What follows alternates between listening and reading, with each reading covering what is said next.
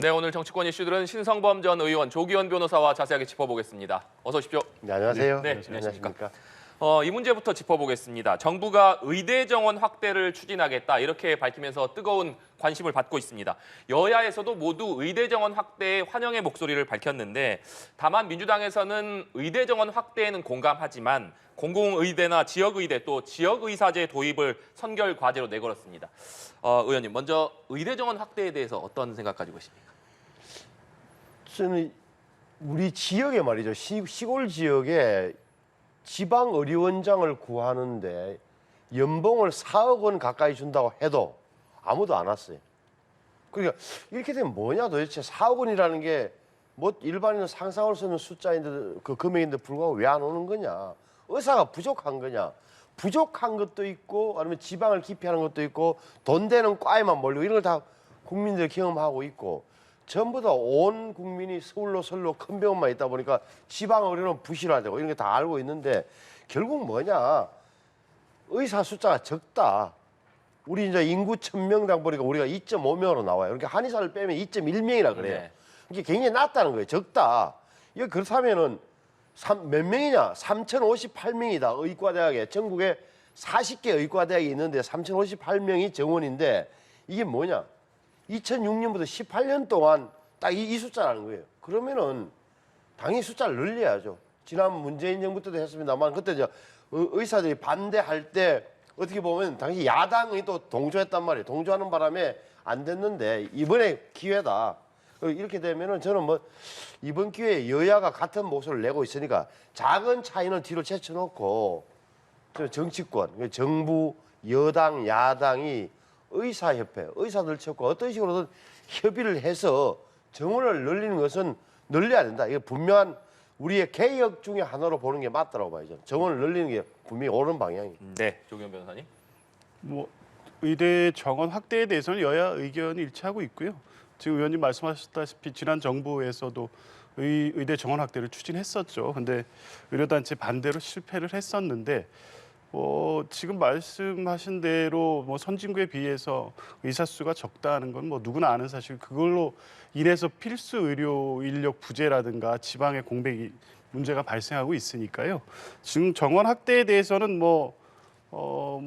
의사 단체 반대는 있겠지만 여야가 좀 뜻을 모으면 현실화시킬 가능성이 높은데 민주당은 이제 전제로 하고 있는 게 있죠. 그냥 정원만 확대할 경우에 지금의 문제가 되고 있는 부분이 더 오히려 확대되거나 가중될 위험이 있습니다. 지금 개원이 문제가 많잖아요. 성형외과나 피부과 의사로 개원하는 의사 수들은 많은데도 불구하고 필수 의료 인력이라고 할 수 있는 응급외과라든가 소아과, 산부인과, 흉부외과 이런 데 의사가 부족하고 지역의 의사가 부족하고 이런 문제가 있습니다. 이거를 해결할 수 있는 대안을 같이 마련해서 정원 확대를 추진해야 된다는 게 민주당의 입장이고요.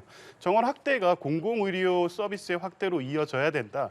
그래서 이제 민주당에서는 당연히 정원 확대에 대해서 환영 입장을 표하면서도 공공의대 신설이라든가 지역의대, 지역의사제 도입을 같이 추진해야 된다 이런 입장입니다. 예.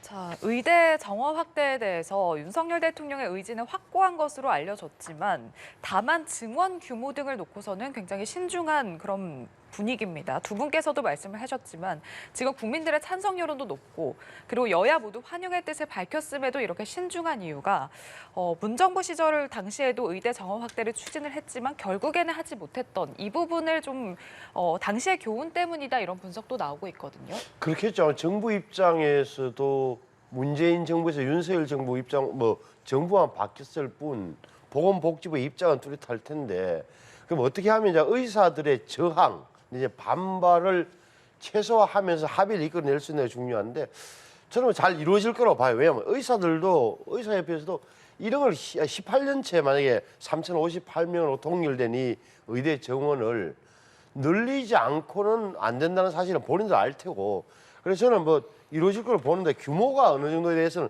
이는 우리가 전문가가 아니잖아요. 사실은 의사협회와 보건복지부 그리고 여야 정책통들 그리고 전문가들이 모여서 숫자는 정할 문제로 저는 봐요. 그런데 다만 지금 민주당에서 내세우는 공공의대나 지역의대, 지역의사제 도입 같은 게 제3자들이 보기에는 문외한들이 보기에는 그럴싸한 명칭이에요. 공공의대, 공공성을 놀려야지 지역의사제 괜찮은 것 같은데 이게 현실로 들어갈 경우에는 의사들의 판단도 있은 거예요. 이렇게 되면 3, 4년 후에 이게 다 풀어져 가지고 완전히 더 외국 현상을 가져온다. 이렇게 되면은 문제가 더 악화될 수 있다. 따라서 이런 명칭에 구애받기보다는 좀 현실적으로 접근했으면 좋겠다는 생각은 개인적으로 하고 있습니다. 예, 말씀하신 것처럼 구체적인 전략이나 국민 설득 작업 이런 부분에 좀 고심을 하고 있지 않을까 싶은데 어떻게 보시는지요? 그때도 그랬고 지금 이번에도 역시 국민들의 지지 여론은 높죠. 의대 정원 신설해야 된다는 것에 대한 국민 지지 여론이 훨씬 높습니다. 다만 의사단체들이 이제 집단 행동을 계속해 왔죠. 증원학대 문제가 나올 때마다.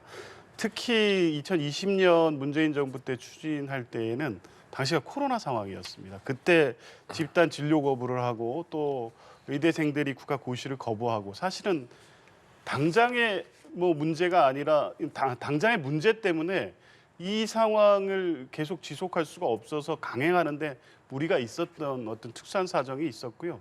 지금은 좀 다르다고 봅니다. 일단 여론의 지지가 있고요.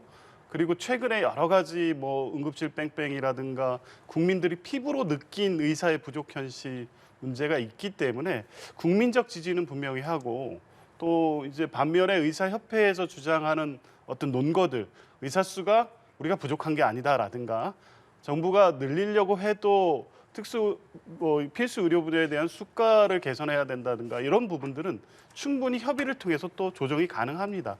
그런 측면에서 보면 2020년처럼 의사협회가 집단행동을 한다고 해서 그 사정만으로 정부가 추진을 하지 못한다거나 이런 결론으로 갈 수 있을 것 같지는 않고 의협이 어떤 입장을 내면 충분히 정부가 나서서 대화하고 또 국회 여야가 같이 협의를 해서 꼭 필요한 방식으로 정원학대를 도입하면 될 것으로 봅니다. 네. 그러니까 의사들의 요구를 어느 정도 반영해 줘야 되는 거예요. 그러니까 우리도 언론이나 정치권에서도 의사들의 생각을 그냥 직역 이기주의다. 자기들의 기득권을 지키는 거다. 이렇게 반저항 세력으로 몰 건 아니에요. 예를 들어서 지금 보면 보십시오. 피부과, 성형외과 이런 데는 완전히 컨설팅 업체까지 등장해 들었지. 보니까 아파트가 들었으면 따라 들어가는데 수요가 얼마고 하면서 그러니까 그는 왜? 돈이 되고 나머지는 어떻게 되는 거죠? 흔히 하는 산부인과, 소아청소년과, 응급의학과 이런 데는 돈이 안 되기 때문에 의사들이 안 가는 거 아니겠어요? 그러면 잘못되면 의사 숫자는 늘어나도 비인기과는 안 가고 지방도 안 가게 된다면 의료 수가는 더 늘어나겠죠. 따라서 의사들 일정한 요구, 필수 의료 분야에 대해서는 수가를 높여주고 시장 원리를 도입해 주자. 좀 더 시장 원리보다는 좀 더 강한 인센티브를 줘야 될 거 아니에요. 그래야 먹고 살 수 있어야 그런 데 가는 거니까 이런 것은 저는 협상이 가능하다. 그래서 정부와 특히 정부와 의사협회가 좀 툭 터놓고 현실을 이야기하는 게 더 중요한 저는 가장 중요한 요소라고 봐요. 네, 알겠습니다. 국민의힘 얘기로 넘어가 보도록 하겠습니다. 어제 새롭게 출범한 이른바 김기현 대표 2기 지도부가 오늘부터 공식적인 활동을 시작을 했습니다. 새로 임명된 이만희 신임 사무총장 또 유이동 정책위 의장 모두 민심을 강조했는데요. 먼저 이번 2기 지도부 인선 의원님께서는 어떻게 보셨습니까? 많은 분들이 왜 지도부를 통째로 안 바꾸냐. 인물이 인사가 결국은 메시지인데 그 조금 찔끔 이렇게 해가지고 이제 되겠냐 이런 이야기를 많이 하시는데 정치 현실로 보면 저는 이해되는 측면이 좀 있어요. 저도 사실은 확 이렇게 바꿨으면 좋겠다는 생각을 하는 사람이지만 현실적인 했던 입장에 보자면 이게 첫째는 비대위라는 게 이름이 그럴싸하게 들리는데 대안이 있느냐, 다시 말하면 누구를 할 것이냐는 문제가 하나 있고 또 하나는 이게 공천을 앞두고 있기 때문에 당내 당권 싸움, 공천권 싸움을 완전히 촉발하는 그런 요인이 된다는 사실. 또 하나는 아무리 전국적 의미는 있다 하더라도 225개 자치단체에서 보궐선거 하나 때문에 여당 지도부가 통째로 바뀐다는 것도 또한 사례에 맞지 않는 측면도 분명히 있다. 그래서 부족하지만 인사 측면에서는 이해는 된다. 그럼에도 불구하고 앞으로는 뭐냐 남는 것은 이 김기현 대표, 심지어 이제 새로운 사무총장, 정치회장 이런 분들이 쉽게 말하면 김기현 대표 체제가 제대로 쇄신과 혁신을 해나가면서 국민적 지지를 받을 수 있느냐가 핵심인 거예요. 사람의 문제가 아니라. 그렇게 된다면 지지를 받는다면 그나마 유지될 것이고 만약에 두세 달 안에 한두 달 내에 계속 정당 지지율이 떨어지고 하면 한 번 더 김기현 대표 체제에 대한 의무는 당내에서부터 여권 안에서 제기될 거라고 저는 봅니다. 네, 조기현 변호사님께서는 어떻게 보십니까? 이번 재보궐선거는 윤석열 정부 1년 5개월에 대한 심판이었고 평가였다는 것이 누구나 공감하는 이번 선거의 결과에 대한 의미입니다. 그러면 이제 새 신책을 내면 그 원인에 대한 진단이 제대로 돼야 되는데요. 이번 그 김기현 지도부 2기 체제를 만든 의총에서 논의됐던 내용들을 보면 도무지 현실 인식을 제대로 못하고 계신 것 같아요. 거기서 나왔던 얘기는 단결해야 된다. 이번 선거는 송파구청장 선거였으면 우리가 이겼을 것이다. 또 윤석열 대통령 잘하고 있으니까 비판하면 안 된다. 부정선거 때문에 졌다. 또 뭐 언론 탓 이런 얘기들이 나왔다고 해요. 이건 뭐 그 의총에 참여했던 허은하 의원이 언론 인터뷰 내용이니까 뭐 사실이겠죠. 이런 의견들이 주류 의견이었다는 겁니다. 국민들의 지금 여론하고 완전히 동떨어져 있잖아요. 이런 논의를 했으니까 이런 지도부 2기 체제를 만들 수밖에 없었다라는 생각이 듭니다. 국민들이 이번 재보궐 평가에 담은 민심은 윤석열 정부가 독주를 하고 독선을 하고 일방적으로 국정을 운영하고 민생을 챙기지 않는데 여당인 국민의힘이 이것에 대해서 바로잡기 위한 어떤 노력도 안 하고 대통령 입맛 맞추기에만 연연하고 있으니까 국정이 제대로 돌아가고 있는 것이냐. 그래서 대통령은 국정 쇄신을 하고 국민에 대한 입장과 태도를 바꾸고 국민의힘은 대통령이 바르게 국정을 운영할 수 있도록 여당으로서 역할을 해라. 이런 것이었는데 하나도 안 바뀐 거 아닙니까? 지금 새로 바뀐 2기 김기현 지도부 역시 영남 위주로 돼 있고요. 친윤 색채가 빠지지 않았고요. 대통령과의 관계 설정을 소통을 하겠다고 하는데 대통령에 대해서 어떤 쓴소리를 하고 대통령이 지금 국정원에 문제가 있다는 단 한마디의 지금 비판도 나오지 않고 있습니다. 하나도 바뀌지 않았죠. 저는 뭐 이렇게 갈 수밖에 없는 것이 국민의힘의 한계라면 이 역시 뭐 선거에서 또 다른 심판을 받을 수밖에 없을 텐데 과연 또 이런 체계가 총선까지 갈 수 있을지도 좀 의문입니다. 예. 자, 윤석열 대통령이 강서구청장 보선 참패 후에 변화를 주문을 한 데 이어서 이번에는 소통을 강조를 했습니다. 참모진에게 국민 소통, 현장의 소통, 그리고 당정 소통을 더 강화하라 이렇게 주문을 했는데 어떤 의미라고 보십니까? 많은 분들이 지적을 했지만 강서구청장 선거에서 나온 숫자가 진교훈 후보가 받은 숫자는 윤석열 대통령에 대한 부정적 평가와 유사하고 우리 김태우 후보가 받았던 30 몇 %는 긍정적인 숫자. 이 대목이 굉장히 중요하다는 이야기를 여러 차례 했던 거죠. 그러니까 그렇게 본다면 적어도 윤석열 대통령께서 보여주던 모습 가운데 다른 건 다 빼고 뭘까 일방 통행 또는 뭐 독선을 해보면 독단. 그 굉장히 직진 성향과 강함이 불러온 후폭풍. 이런 게 부정적으로 비쳤다는 게 이제 나왔단 말이에요. 남는 거는 뭐냐 하면은 스타일과 자세 이런 문제예요. 대통령의 스타일과 자세 문제인데 그게 뭐 소통하고 협의하고 좀 뭐 설득을 좀 하라 이런 거잖아요.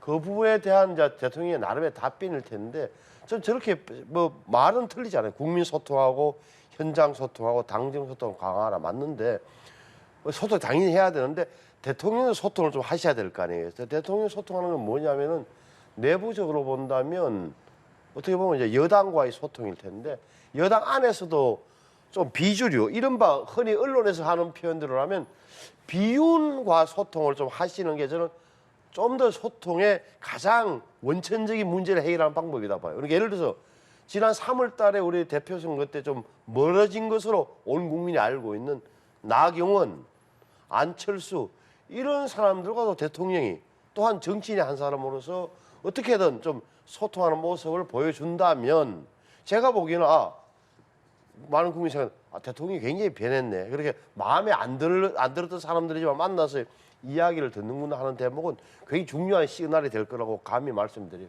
예, 조기현 변호사님.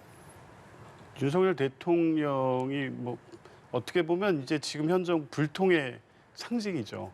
당의 목소리를 듣지 않고 국민의 비판 목소리를 듣지 않는다는 것. 이것이 지금 일반적인 어떤 국민의 민심 아니겠습니까? 지금 보면 방통통신위원장 임명 때도 그렇고 최근에 여러 가지 현안에 있어서 비판 여론을 가짜 뉴스로 규정하고 정부 차원에서 대책을 만듭니다. 일본 오염수 문제 때도 그랬고요. 최근에 어떤 뭐 이슈마다 비판 여론이 제기될 때마다 가짜 뉴스고 수사하고 조사하고 TF 만들어서 발본색원하고 이게 지금 정부의 태도입니다. 이런 것에 대해서 이게 문제가 있었다, 잘못됐다는 반성에서부터 시작을 하셔야죠. 소통 얘기는 뭐 당연히 문제가 있었으니까 소통을 통해서 뭐 하시겠다. 이건 뭐 존중하고 이렇게 하셔야 되는 게 맞는데 어떻게 하실 건지에 대한 내용이 없잖아요.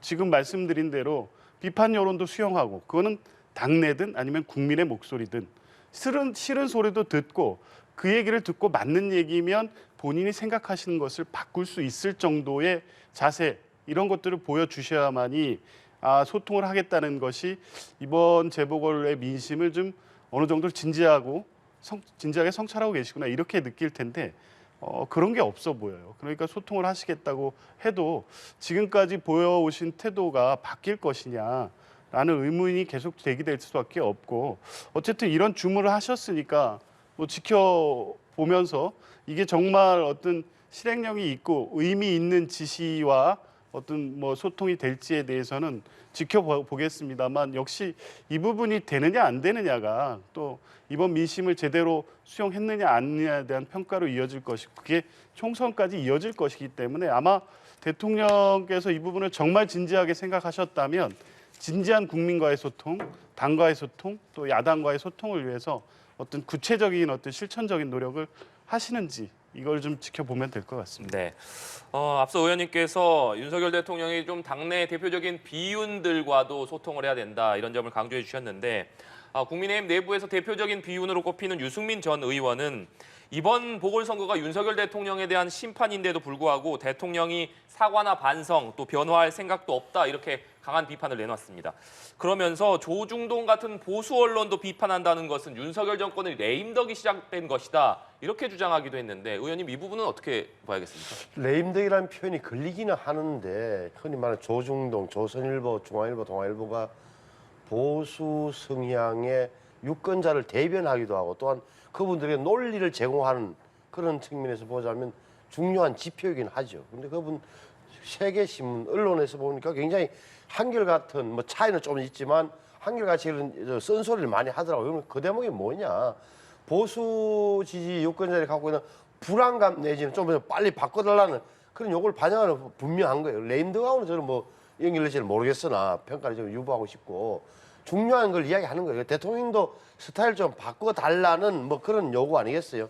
그럼 좀 부응하는 게 맞다고 보고 핵심은 저는 당내 비윤과의 접촉을 좀 시작하시라는 점 하나. 두 번째는 무엇보다 당과 대통령실 우리가 옛날에 당정청 지금은 당정대라고 하는 건데 이게 대한 소통을 좀 대통령이 좀 더 신경을 쓰셔야 돼요. 무슨 뜻이냐면 지금 당이 어떻게 보면은 국민의힘이 대통령실에 종속돼 있는 거 따라가는 것처럼 독자적인 목소리는 전혀 없는 것처럼 하면서 더 양쪽 다 손해를 보는 거예요. 당이나 윤석열 대통령이나.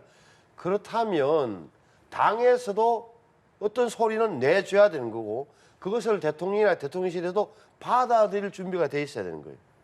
그러니까 아주 뭐 극악한 반대가 아니라면 적어도 이런 소통이 되는 모습을 국민들은 봐야 당도 지지하고 또한 대통령실도 지지할 거라는 점에서 보자면 당도 김기현 대표도 이제는 뭐 관계를 재정립한다고 했으니까 좀 그렇게 돼야 되고 무엇보다 대통령실에서도 당에게 김기현 대표에게 그런 여지를 주는 게 저는 굉장히 중요하다고 봐요. 네. 유승민 전 의원은 그러면서 12월까지 당의 변화와 쇄신을 위해서 목소리를 내고 12월쯤에 국민의힘 탈당 여부를 선택하겠다 이렇게 밝혔습니다. 또 신당은 늘 열려있는 선택지고 최후의 수단이다 이렇게 말을 했기 때문에 탈당은 물론 신당 창당까지 고려하고 있다 이런 의미로 해석되고 있는데 조기현 변호사님은 어떻게 보십니까? 뭐 그런 선택지로 몰릴 수밖에 없는 상황이 될 수도 있겠죠. 어쨌든 지금 이준석 대표가 하는 얘기도 그렇고 유승민 전 의원 말씀도 그렇고 보면 이분들이 하시는 소위 반윤이고 당에서 완전히 이제 사실상 배제된 분들의 목소리가 어떻게 보면 정확한 현실 또 민심을 반영하고 있다고 보여져요. 이번 재보궐선거 전에도 여러 가지 우려의 목소리를 내고 있었고요. 그게 결과로 그대로 드러났음에도 불구하고 지금 당이 내놓은 쇄신책이라는 게 뭐 반성이라든가 변화라든가 이런 조짐이 안 보이는 건 분명해 보입니다. 이제 뭐 출범했으니까 어떤 변화가 실제 구체적으로 나타날지 모르겠습니다만 사람이 안 바뀌고 쇄신책으로 내놓은 6개 뭐 방향, 뭐 방안 이 내용들을 보면 특별한 내용이 없어요. 선거체제 일찍 띄우겠다는 거거든요. 이제 유승민 의원이나 소위 말하는 비윤이나 반윤 입장에서 보면 이 과정에서 결국에 지금 이제 본인들을 공천에서 배제하고 사실상 지금처럼 당에서 계속 밀어내는 상황이 지속된다고 하면 다른 선택을 할 수밖에 없는 거죠. 국민의힘과 같이 정치를 할 수 없는 본인이 선택할 수 없는 상황으로 내몰리기 때문에 그때는 뭐 탈당이나 신당 창당까지 고려를 안 할 수 없는 상황이 될 때고요. 그것은 그냥 이분들이 어떻게 보면 당에서 사실 거의 쫓겨나다시피 해서 어쩔 수 없이 하는 것이 아니라 꽤 적극적인 선택이 될 수 있습니다. 만약 지금처럼 윤석열 대통령 또 국민의힘이 대통령이 원하는 바 그냥 대통령의 이름으로 치르는 선거라는 명목하에 그 주변과 측근들 인사를 대규모 출마시키기 위해서 비윤, 반윤을 사실상 배제하는 방식으로 공천 과정이 이루어지게 된다고 하면 지금으로서는 상상할 수 없는, 겁잡을 수 없는 분열이 발생할 수밖에 없고 그러면 지금처럼 반윤, 소수의 몇 명이 만드는 당이 아니라 과거에 뭐 친박연대나 이런 것처럼 총선에서 상당한 파장을 일으킬 수 있는 보수 신당이 출현할 수도 있겠죠. 아마 그런 가능성까지 염두에 두는 게 아닌가 싶습니다. 네, 지금 의원님께서는 유승민 전 의원이 탈당하고 신당을 창당할 가능성 얼마나 보시는지 궁금하고 또 관건이라고 한다면 만약에 유 전 의원이 탈당을 해서 신당을 창당을 한다면 당 밖에 깃발을 꽂았을 때 과연 그 파급력이 얼마나 될 것이냐 이게 관건 아니겠습니까? 지금은 뭐라 그럴까 그런 것을 예측하기가 힘들죠. 지금 왜냐하면은 너무 빠른 측면도 있고 워낙 뭐 6개월이라는 기간이 총선까지 있으니까 어떤 변화가 있을지 모르는 건데 아마 유승민 의원이 이야기하는 것도 어떻게 보면 나로 하여금 그런 선택을 하지 않도록 해달라. 너무 대통령적 배내 주십시오라는 저는 일종의 업소를 저는 느껴져요. 이준석 대표도 전 대표도 마찬가지고 그것을 굉장히 뭐 비아냥거리면서 굉장히 냉소적으로 볼 필요는 없는 것 같아요. 그러니까 전직 대표로서 또 한 사람은 또 어떻게 보면 당내 비주류 한 사람으로서 저런 이야기는 뭐 할 수 있는 거다. 실제적으로 가슴에 뭘 품고 있는지는 잘 모르겠어요. 12월이라고 하는 요소가 중요한 건데 4월 달 선거 앞두고 12월 그러면 예비후보 등록이 시작되고 정치적인 어떤 일정과 이런 게 다 시작되는 지점이라는 점. 또 하나는 적어도 지금부터 한 2달 정도 대통령께서 최종 판단을 할 거다. 그리고 아주 절박해지면 대통령도 지금 대통령의 특징이 뭡니까? 윤석열 대통령의 특징이 기존 정치권에 정치인에게 빚진 게 하나도 없는 사람이라는 게 굉장히 중요한 요소예요. 지금까지는 그런데 당내에서 어떻게 보면 한때 비주류였던 친윤분들이 붙음으로써 친윤이라는 새로운 주류를 형성하게 된 건데 저렇게 되면 빚진 게 없다는 생각을 하게 되면 파격적인 그런 것은 가능하다고 봐요. 그 조건이 뭐냐? 내년 선거에서 엄청난 위기의식을 갖게 될 때 대통령도 변할 수 있다고 보고 유승민 전 의원도 변화되는 시점 여부 판단하는 것을 변했다 안 변했다 안 될 거다 될 거다 판단의 시점을 12월로 보고 있는가 하는가 이 정도 생각을 하고 있고 저거는 뭐 신당을 만들겠다는 의지의 표현보다는 신당을 안 만들도록 대통령께서 먼저 변해 주십시오 이런 의미로 해석돼요. 예. 민주당 얘기도 해보겠습니다. 더불어민주당 이재명 대표가 대장동 위례 신도시 개발 특혜 의혹과 성남FC 후원금 의혹 사건 2번째 재판에 출석을 했습니다. 이런 상황에서 검찰이 백현동 의혹 그리고 위증교사 혐의에 대해서 추가 기소를 하면서 이 대표가 최소 3개 재판을 동시에 소화해야 하는 그런 상황에 놓이게 됐습니다. 자, 재판 출석 부담이 좀 클 것으로 보이는데 어떻게 전망하시는지요? 출석 부담이 없을 수는 없죠. 예, 일주일에 3번 재판을 받는다는 것은 쉬운 일은 아니고요. 개인적으로도 사실 몇 시간씩 재판 받는 게 쉽지는 않습니다. 당연히 뭐 업무도 원활하게 추진하는 데는 뭐 무리는 있을 텐데 그렇다고 해서 지금 총선까지 가는 국면에서 당대표의 직무에 뭐 심각한 지장을 초래할 정도의 문제는 아니라고 봅니다. 어차피 정치는 메시지로 하는 것이고 그 과정의 어떤 일정을 통해서 충분히 이 상황에 대해서 설명할 수 있고 하기 때문에 당무에 큰 지장은 없을 것이다. 다만 재판 자체에 대해서 갖는 부담은 있을 수밖에 없습니다. 사건 자체가 증인 수도 많고요, 기록도 방대하고요.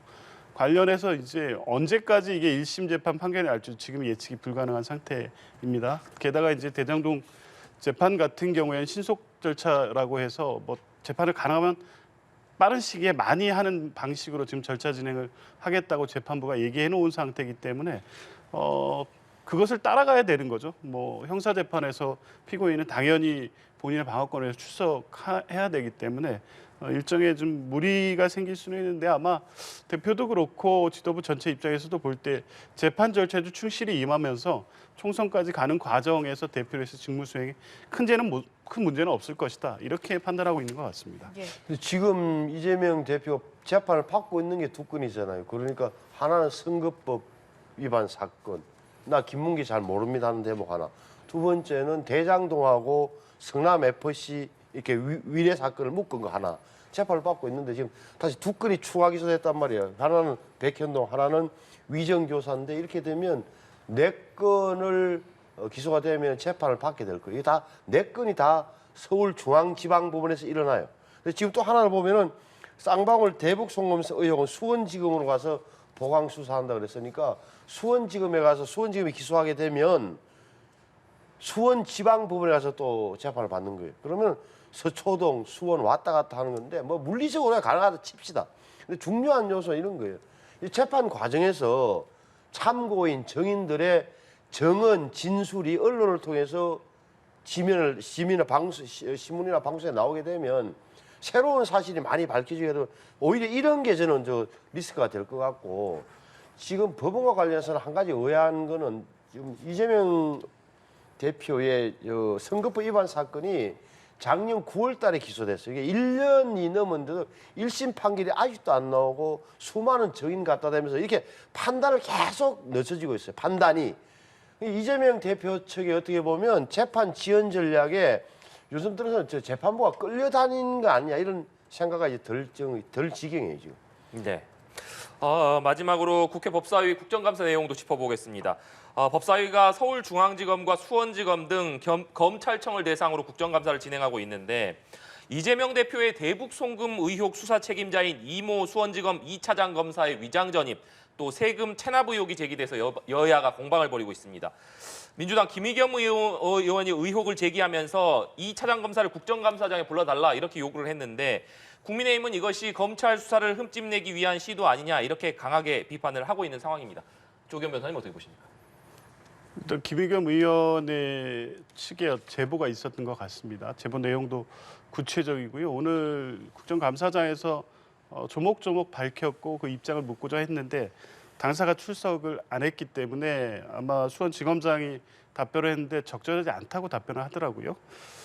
글쎄요, 이게 이날 국정감사는 1년 반 동안의 검찰의 업무 전반에 대해서 뭐 살펴보고 또 수사 관련해서 어떤 문제가 있었는지에 대한 질의응답도 하는 것도 있지만 검찰 내부의 어떤 업무 처리라든가 비위 문제에 대한 처리 이런 것도 업무 보고에 있는 내용이고 그 과정에서 어떤 특정 검사에 대한 비위가 제보가 있었다면 물을 수 있는 거죠.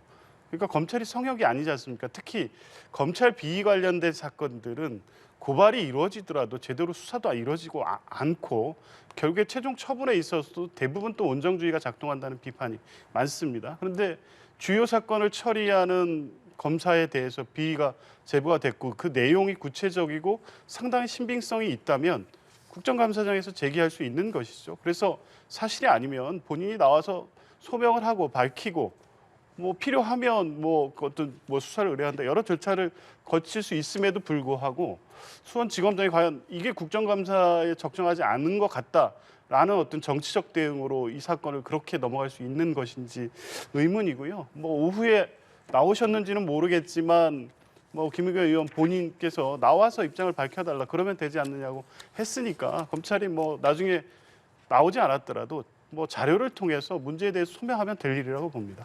그런데 지금 이 차장 검사가 지금 김의겸 의원의 문제적인 차장 검사가 제가 찾아보니까 대북 송금 의혹, 쌍방울 그룹 이런 수사 담당 차장 검사라 그래요. 그러면은 이것은 김의겸 의원의 의도는 너무나 분명한 거예요. 당신 같은 이런 수사하는 검사가 우리 이재명 대표를 수사하는 검사가 이렇게 비리 의혹이 있는 검사입니다라고 말하고 싶어하는 건데 첫째는 이 정도 자료를 내부 감찰이 아니면 확보할 수 없는 자료인데 어떻게 해서 넘어간지 의문시 되는 거고 둘째 사실이라 치면 김의겸 의원은 국감장에서 이걸 굉장히 공격하듯이 끌릴 게 아니라 공수처에 수사 의뢰하는 게 정당한 태도인 거예요. 그렇잖아요. 그러니까 결국은 이재명 대표를 수사하는 수사 검사, 수사 지휘하는 지휘부의 문제를 국정감사를 통해서 어떻게 얻은지 모르는 자료를 갖고 공개하는 이 형국인데 그 설세 이거 제3자가 보면 굉장히 문제되는 내용이에요. 어떻게 구했는지 물론 이제 뭐라 그럴까 특권을 내세울 것 같은데 이것은 좀 꺼림칙한 측면이 많은 거예요.